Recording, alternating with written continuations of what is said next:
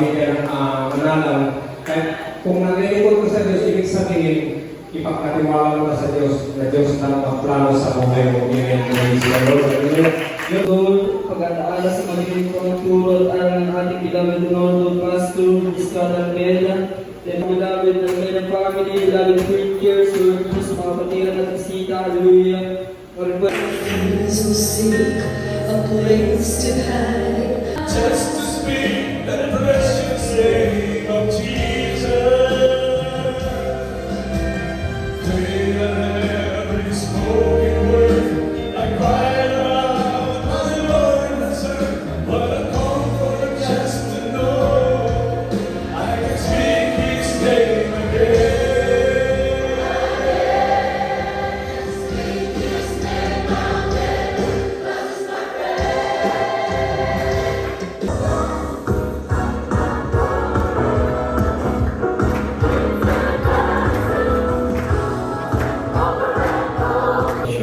Ang damo ay natutuyo at ang bulaklak ay nalatanta. Sabagat ang hinga ng Panginoon ay humihip doon. Tunay na ang bayan ay damo. Ang damo ay natutuyo, ang bulaklak ay nalalanta. Ngunit ang salita ng ating Diyos, lumamalagi magpakailanman. Amen! Ang liwanag niya, ha? Ang salita ng Diyos ay mamamalagi magpakailanman. O kaya from Genesis to Revelation, pinagsama na kagad Old and New Testament.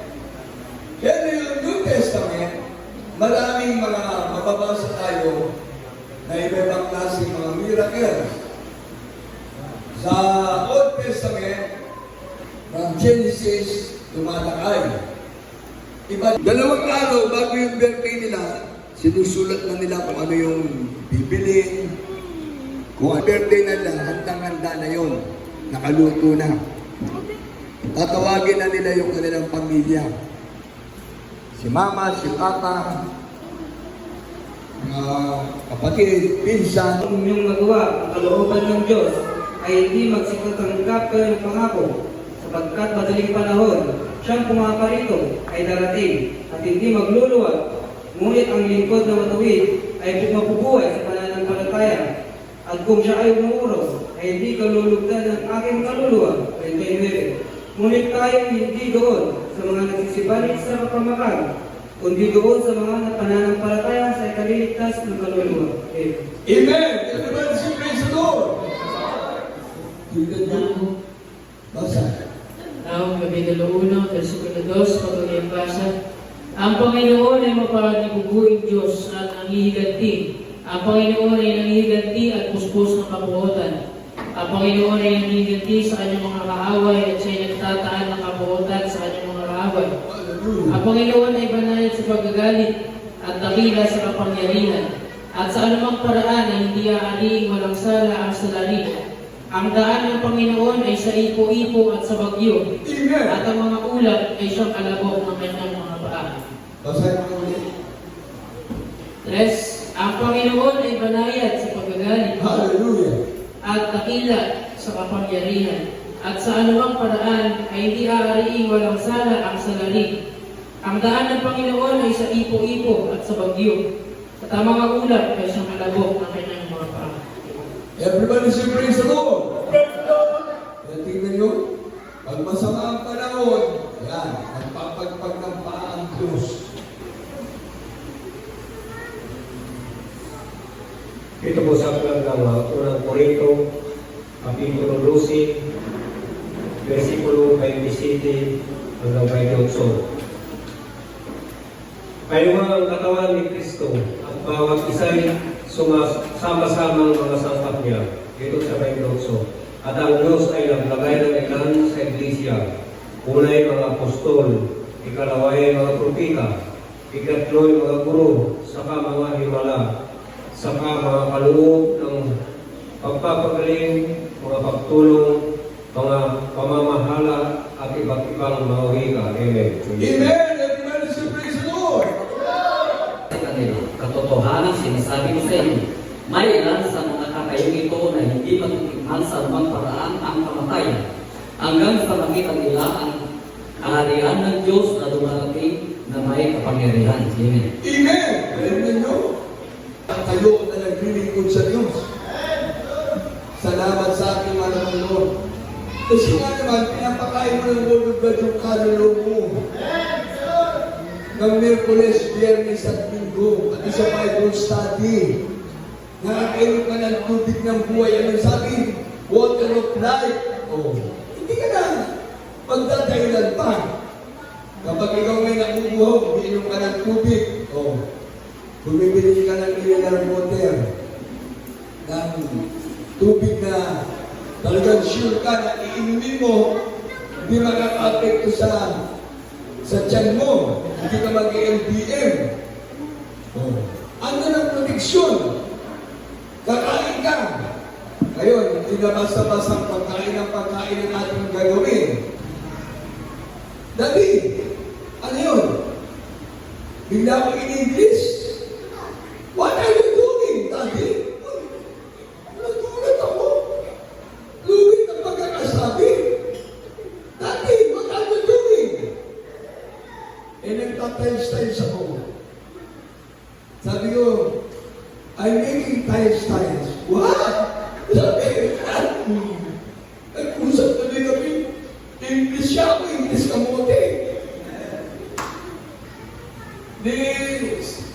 English na English. No, mamaya, hindi na kami magkaintindihan. Dati, no. Bigla akong iniwanan. Sabi ko, buti pa itong bata na to. Itong aking mga anak, hindi ko naturuan ng English eh. Ang alam ko lang English sa kanila, yes. Tsaka no. Oh. Pero naman si Richard, nagulat ako. Pati isa. Meron din akong patutuo kay Avery. May patutuo kay Esther. Grabe. Pinagpala silang dalawa kagabi. Naipo si Mami. Mami Flores, naipo. Isipin nyo, pinagsabay yung birthday nila. Ayun. Sama-sama kami kumain. Sabi ko, hallelujah. Bakit tinapat pa naman ng Sabado? Dahil pagka Sabado, fasting ako, tinahuli sa kaper. Sabi ko, wala na. Ano na ako eh. Di kumain ako. Kaya sabi ko, babawi na lang mo. Ngayong linggo, hanggang matapos yung ating gawain, fasting. Dahil yun na. Sabi ko, mana pa yun, pulihin ka. Hindi nagpapabaya ang Diyos. Ibig sabihin, ang Diyos natin ay totoo. Amen! Mga estudyante, walang baon. Wala silang baon ng Lunes hanggang Biyernes. Grabe naman nun. Kaya kailangan pag linggo, gigising sila ng madaling araw, alas 4, para magpupuri. Dahil ating gawain, ito'y kalooban ng Diyos atin siyang paglingkuran, may pagpupuri, may pagpapasalamat. Ang ating buhay ay nasa malabay o paglagitan ng Diyos. Na pinapaaral ng ating ang paglingkod sa Diyos. Ikaw ay magpapalain, iingatan ng mga Panginoon. Amen! Talaga si praise the Lord! Kaya ito nga, susunod sabi ka no? Sa sulat ng Juan, Dr. Secret katotohanan, sinasabi ko sa inyo, kung ang sinuman ay tutupad ng aking salita, ay hindi siya makakita at magpakailanman ng kamatayan. Amen. Sabay ulit. Lakas yung sound. Sa sulat ng Juan 8:51, katotohanan, ang sinasabi ko sa inyo, kung ang sino man ay tutupad ng aking salita ay hindi siya makakakita at pakailanman ng kamatayan. Amen. Amen! Everybody say praise the Lord! Ang hawakan natin ang salita ng Diyos na yan. Tanggapin tayo ng Diyos. Hallelujah! Ang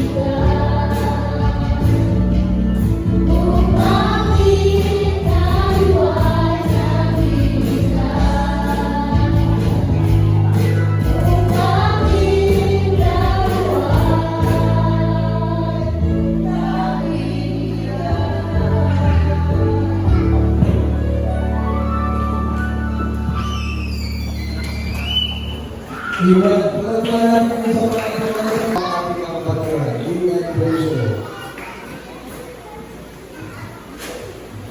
Praise the Lord, hallelujah, tayo po'y nadangin sa ating pagtatapos. Hallelujah, para Diyos ang namin sa pinakamapakagaling pangalan mo, Panginoon ng Jesus. Sa matagalan ng pastor, Panginoon Estrada at Beda, ang aming tunay na propeta, sa uling kapanahonan, pinakamama na Panginoon Jesus, maraming salamat po sa paglagas po sa bawat ito, bawat bahagi ng manalagawamin, sa bawat tumayo sa manalagawin ito, sa bawat mamit, sa bawat ng pagtatoo, pinakamama na Panginoon Jesus, kung paano mo pinag-ingatan ang mga kapatiran, mga Panginoon sa kanilang pagtuto sa lugar nito, ganoon po rin po sila pag-ingatan sa kanilang pag-uwi, ihatid sila, mga Panginoon sa kanilang mga uuwian, magmahaliligtas, dahil sa disgrasya, accident na parang muli mo kami, pagnipunin, mga Panginoon sa mga susunod na araw, pagmana ng gawain, Merkules, Huwebes, sa Bible Study, at Biyernes sa overnight, mga Panginoon, Jesus, hallelujah, hanggang sa iyong pagbabalik, mga Panginoon, sa panghawakan mo kami, mga Panginoon, hallelujah, sa iyo na kayo maasa, mga Panginoon, wala kami paminasal, nagagawa lamang po, pinakamama na Panginoon, Jesus, hallelujah, sundalan, mga pastor, mga Panginoon, ito po ang aming sa aking panalangin sa pangalan ni Jesus. Amen. Praise the Lord. Okay, lahat na natin mga kapatiran, mga elders, lahat ng mga ginagamit ng mga Panginoon. Dito na rin sa ating harapan, para po sa ating souvenir picture taking, para po sa month of August 21. Double time, kapatid ko, double time na tayo. Lahat na tayo dito. Para sa ating harapan. Lahat tayo bumila dito sa ating harapan para sa ating mga elders, mga kapatid, mga kalangin, adult squad, minor squad, youth squad, children's squad.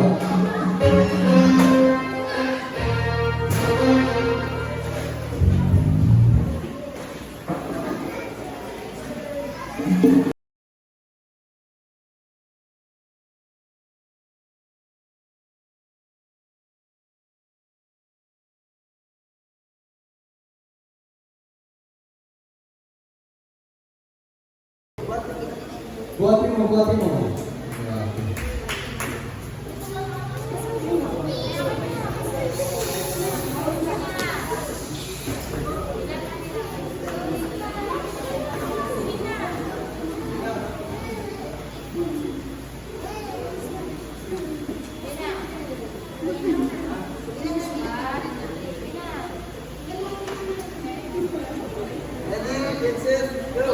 Oh, ready? 1, 2, 3.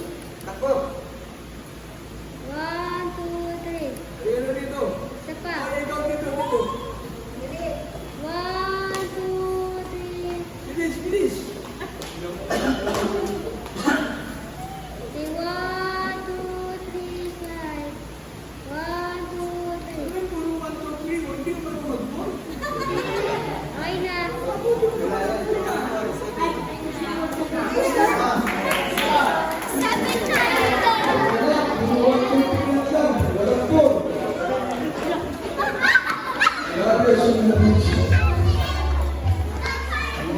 Okay na.